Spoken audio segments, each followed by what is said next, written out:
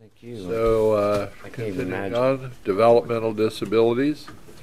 Dan Otke. Hi, Dan. How are you this morning? Again, congratulations on the new position. Thank you very much. I appreciate that. So, thank you. Well, let me get my presentation going here.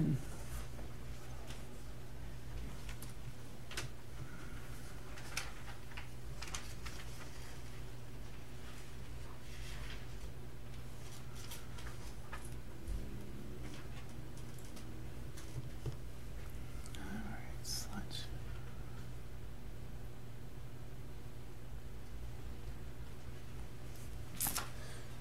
Okay, well, good morning. My name is Dan Otke. I'm the superintendent with the Clermont County Board of Developmental Disabilities. David Sininger is here with me today. He is our Director of Business Operations. So if I'll have some numbers in the presentation, so he's along with me today. And he may be a little distracted this morning also because if you may not know anything about David, David is maybe the biggest Duke basketball fan in the Clermont County area. Yes, you can see by his tie that he has his Duke blue on today, so he is very excited about tonight. Sorry for any Kentucky fans over in the audience, but so You might not make it out of the room. yeah, that's right. So yeah, he's a little distracted today. What I'm going to do, I'm going to jump ahead in my presentation a little bit because there's some boring numbers there, but I wanted to jump to the fourth slide under statistics, and I'm going to go backwards, so I apologize about that, but I thought it might be helpful just to share a little bit first about, as Judy did a little bit in terms of what she did in terms of what our agency is all about. Some statistics about the Clermont County Board of Developmental Disabilities. At any given time, we're serving about 1,200 people, 1,200 either children or adults in the Clermont County. From year to year, we receive about 250 calls requesting intake and eligibility determination.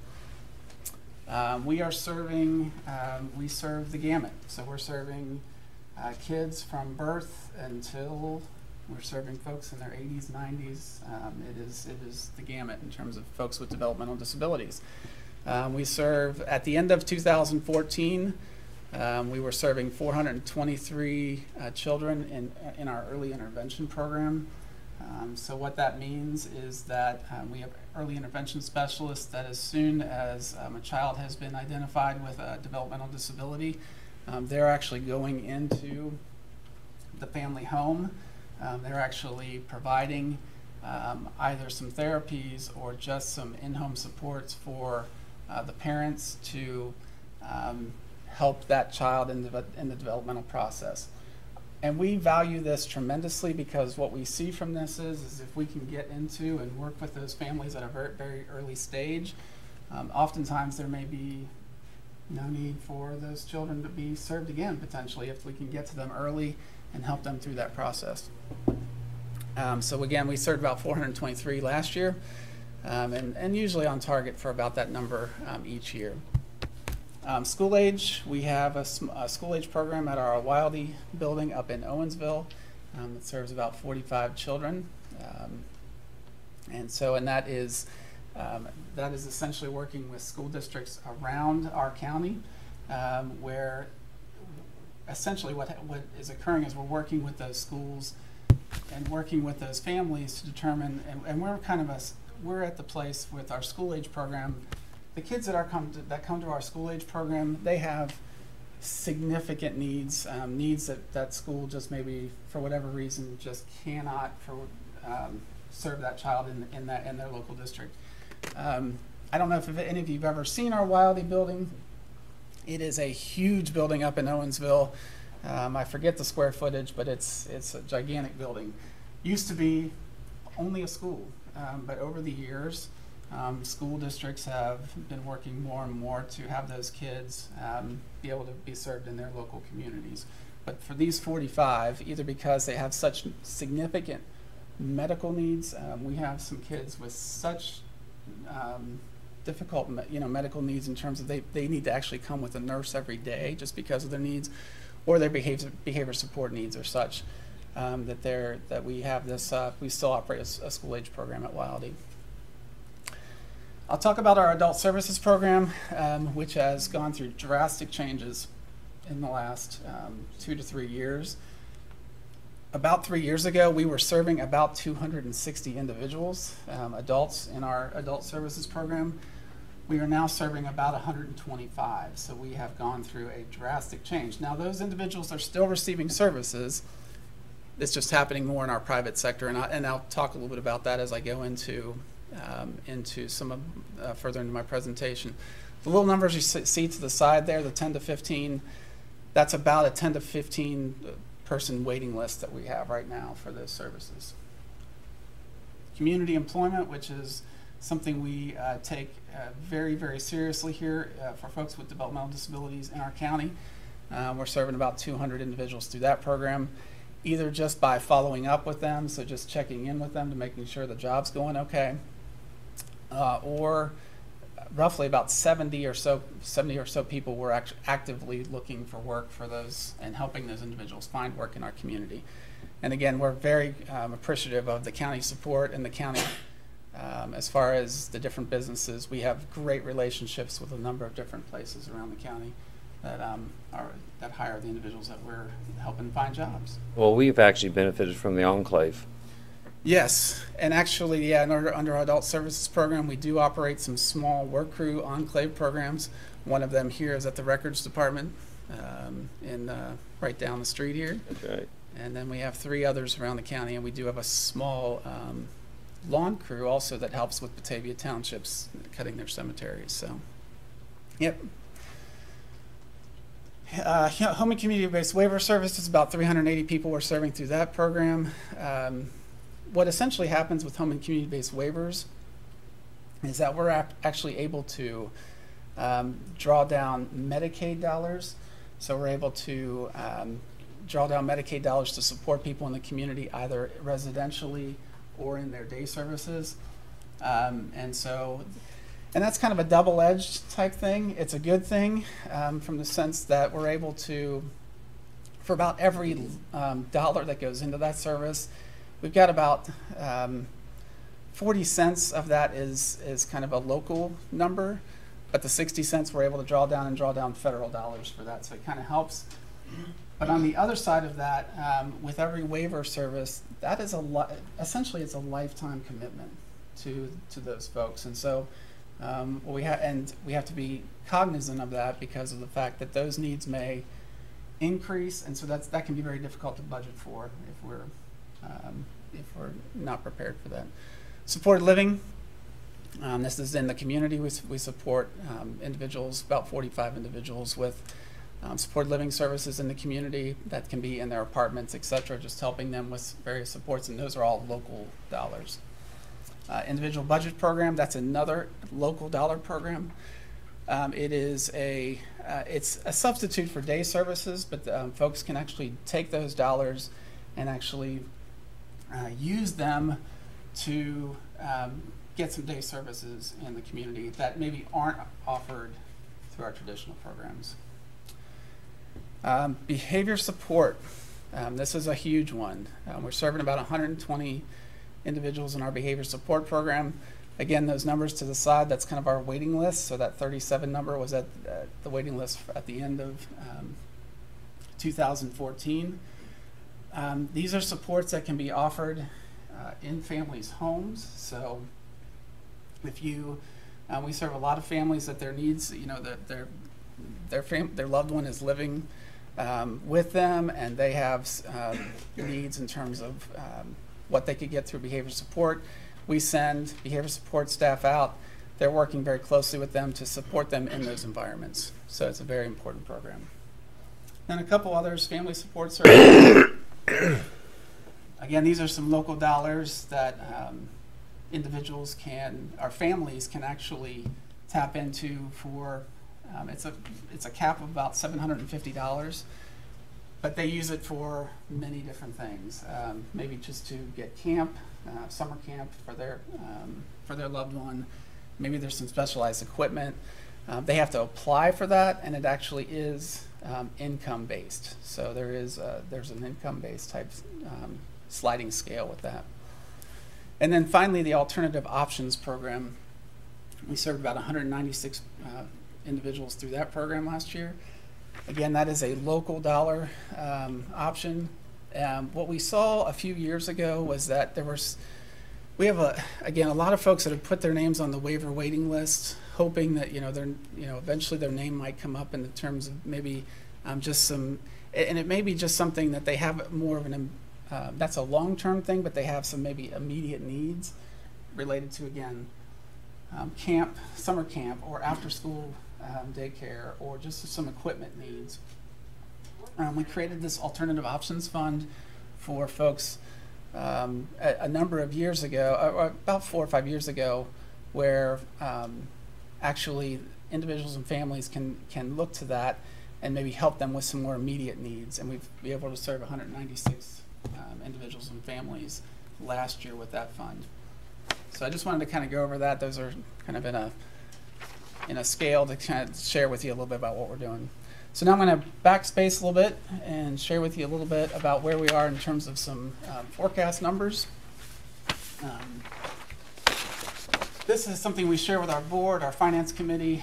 This is obviously extremely condensed, but I just wanted to share with you a little bit about some things that are impacting our world. Right now, in terms of our, you can see there our expenditures are outpacing our revenue. Right now, and I'll go to, when I get to the next slide, we have about $9.5 million that we have through local tax levies, and that's, I think that's about 75%, or roughly about 75% of our overall revenue. We are able to also do, you can see the other line at the bottom of our revenue slide there. We are able to generate some other dollars through what we charge school districts for the school services, what we charge for day services through different sources. We're able to bill for some of our case management services. So I wanted to just point out a couple things. If you look at the day erased line item right there, we made the decision at the end, roughly in 2013, for our day services to no longer be what's called a waiver day service provider. Again, there are a lot of folks who have waivers in that we serve in our community. And what those waivers, it's a funding stream. And what it is that they can use that and actually purchase their day services from private sector entities throughout the county. For a number of years, we were providing that service as well.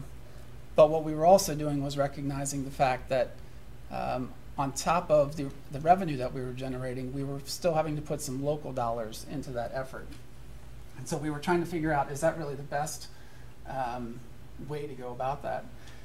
And so in 2013, we made the decision that we would no longer be a waiver service provider for day services. So what that meant for about 60 individuals that we served, we gave them the full year of 2014 to actually look and see what other options were available in the community. And so for those 60 individuals through 2014, they actually are now receiving their services as of 2015 in a private sector day service. So what that meant is a reduction in terms of our revenue to $120,000, but it also means a reduction in terms of some of our expenditures. So it's important to recognize the fact that we, one of the slides I'll show, our overall staffing went from about 195 or so to now today we're about at 159 overall staff. And we're actually able to reduce, in terms of our building capacity, we were actually able to put one of our buildings on the market because we no longer need it based on the day services. So so that was kind of a big deal. It was a big deal for, in a lot of ways, but in terms of coming through that, folks are, the most important thing in all of that is the people that have that are receiving services. So it's not like we said you can't, they're actually getting services just in a private sector provider. A couple other things I want to point out very quickly. SB 287 electric dereg and HB 66 personal property reimbursement. This is tangible personal property. Those two line items have been on an acceleration to be reduced for a couple of years now. And actually, we learned that actually in the new budget bill, that is proposed to be even accelerated more quickly. So we are, while these are showing up in our forecast right now, we're anticipating that they may not be there for the long term. And so that's about another $330,000 that would be no longer available based on the possibility of that being accelerated through. So, so in terms of revenue, I wanted to share that with you on our expenditure side. You can see that in terms of our reduction, you saw the salary reduction there just based on the fact that, again, we had about 35 to 40 employees that no longer, that we've had to lay off. So then in terms of that, we saw some reduction in terms of our overall salary and benefits line items. What else did waiver match, that's a very hard line item to predict because like I mentioned to you, waivers are a lifelong service. And sometimes what we try and do is we're trying to predict what that's going to mean for those for individuals that we're serving. It could mean that we could have 20 individuals with a huge increase in their need based on the fact that they had some kind of significant health change, and so maybe they're no longer able to live with their families, and now they have to live in a residential setting. Well, that just increases, the cost of that increases dramatically. So we're always trying to. That's a hard line for David to predict because, we could see a waiver match. I mean, the actual numbers there, about 1.3 million. In 2013, but we try and make sure we've got enough there because we don't know what the need's going to be long term. So we have to make sure we're predicting that. So I wanted to kind of show you that and give you some idea of kind of where we are financially in terms of our forecast. Our levies. Our agency was extremely busy in the late 1970s. So, in 1976. You can see there are our agency has 4 continuing levies, and all of them were passed by the voters in the late 1970s, 1976, 1977, 79, and 80. And this is a nice chart because it kind of reflects kind of what the voted millage rate was, 0.2, 0.4, 1, 0.9. And then we have one levy that is an operating levy that needs to go before the voters once every 5 years. And that was passed originally in 2003 and last approved by the voters in 2013. It would also need to go back. We need to go back to the voters in 2018 for approval on that one as well.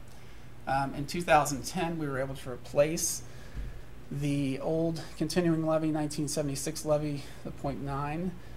That brought it up to $2,010, which was helpful in terms of about a $3 million increase for the agency. And what we are kind of looking at now with our finance committee is based on what I showed in terms of our forecasts. While we have not made any decisions as to what we may need to do moving forward, certainly not. We're not looking at anything in 2015, but may need to look at something in 2016 in terms of possible replacement of one of these continuing levies to help us bridge the gap that we are facing in terms of our forecast. One of the things I wanted to share, I'm not going to go back to that forecast, but that is not accounting for any new services. So it is essentially holding everything firm. And our waiting lists, obviously, and what we're seeing in terms of our need in the community is continuing to grow. So that's certainly something we need to account for. So this is a nice chart. It kind of shows a little bit about kind of what the current levy is, what it's generating, if it were replaced, what it could generate, and ultimately kind of shows that gap there a little bit. So,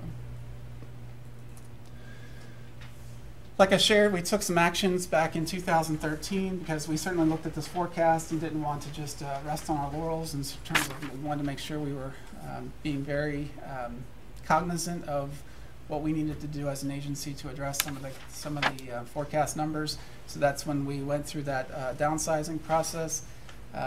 We actually, in 2012, we actually, when I mentioned that 195 number, we actually did some reduction because we had a contract with a couple of our local ICFs for day services that we discontinued even earlier. So, but overall in 2014, we reduced our overall staff from about 189 and a half to 159. We're looking to reduce by one building. In 2015, we had to put a freeze on offering any new services off of our waiting lists, and those for the waivers, individual budgets. That's impacting about 40 individuals and families. New services would only be on an emergency basis, and we have a process for determining that. And then our alternative option funds, we reduced that. That is that one-time fund, but in this calendar year, 2015, in communication with our board, we actually had to reduce that line item. So the amount that individuals and families can access is a little bit less this year, but we just recognized that we had to be cognizant of that and recognizing we had to be responsible in terms of looking at where our forecast numbers were and making those decisions. So that is essentially my presentation. I certainly can answer any questions that anyone has. Like I mentioned, our finance committee is scheduled to meet. Our finance committee is made up of 3 of our board members. Rex Parsons, who's our board president. I was hoping he might be able to be here today, but he wasn't able to make it. Harry Snyder and Robert Grant. So we meet on the 14th to be talking a little bit more about kind of what things look like heading into potentially having to make some decisions for next year. Okay. Any questions? Or? So again, like you're asking for a replacement of the current levy. We're thinking, yes, that we would need to be looking at a replacement of at least one of the current levies that that we have, and then in 2018, our renewal of our 5-year operating levy. So do you know which one? That's what we're going to talk about in the finance committee. Yeah, I mean, we're certainly, we haven't made any of these decisions there, but certainly we're looking at which one we'd want to take a look at. If not, maybe more than one, if need be. So you'll be discussing timing-wise too, when you'd like to have it put on the ballot. So on the 14th, at the committee, we're going to be talking about that and when our timing would be. We'd ideally, if anything, would like to look at maybe the primary election in 2016, which I believe is in March.